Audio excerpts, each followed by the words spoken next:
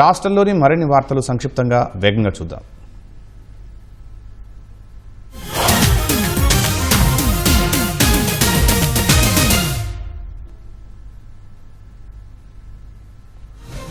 నెల్లూరు జిల్లా ఆత్మకూరులోని అలకనమస్వామి ఆలయంలో నూతనంగా నిర్మించిన కళ్యాణ మండపాన్ని మంత్రి ఆనం రామనారాయణ రెడ్డి ప్రారంభించారు. దేవాదాయ శాఖ మంజూరు చేసిన 80 లక్షలతో మండపాన్ని నిర్మించినట్లు మంత్రి ఆనం తెలిపారు. అనంతరం స్వామివారిని దర్శించుకుని ప్రత్యేక పూజలు చేశారు. ప్రముఖ శైవక్షేత్రం శ్రీకాళహస్తీశ్వర ఆలయంలో మృత్యుంజయ అభిషేకం ఘనంగా జరిగింది. ఆలయ ప్రాంగణంలోని మృత్యుంజయ విగ్రహానికి వేద పండితులు ప్రత్యేక పూజలు నిర్వహించారు.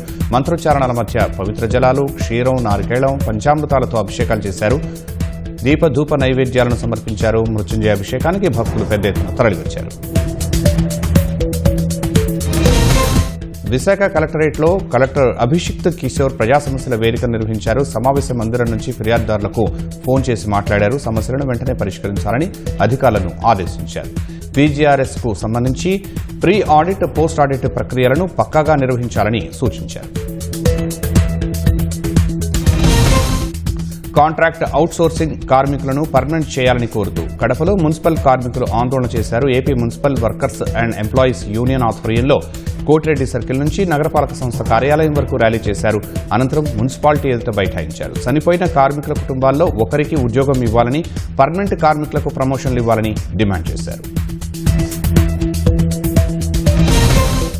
విద్యారంగ సమస్యలు పరిష్కరించాలని కోరుతూ విజయనగరం కలెక్టరేట్ ఎదుట విద్యార్థులు నిరసన దీక్ష చేశారు.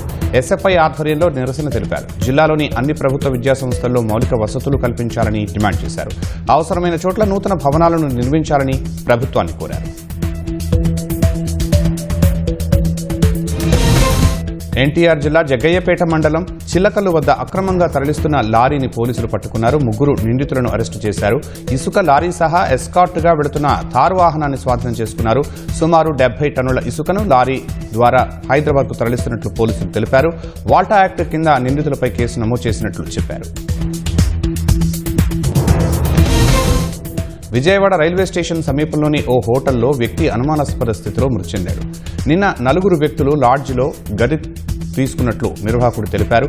ఈ ఉదయం 3 చెక్అవుట్ చేసి వెళ్లినట్లు చెప్పారు.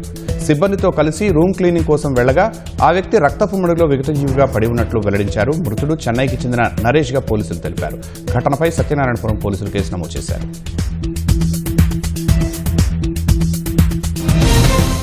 అనంతపురం శివార్లోని రామనగర్ 80 ఫీటు రోడ్లోని అయ్యప్ప ఆలయం సమీపంలో గుర్తు తెలియని వ్యక్తి దారుణ హత్యకు గురయ్యాడు. వ్యక్తిని రాళ్లతో కొట్టి హత్య చేసినట్లు పోలీసులు నిర్ధారించారు. మృతుడి వివరాలు ఆరా తీస్తున్నట్లు వెల్లడించారు.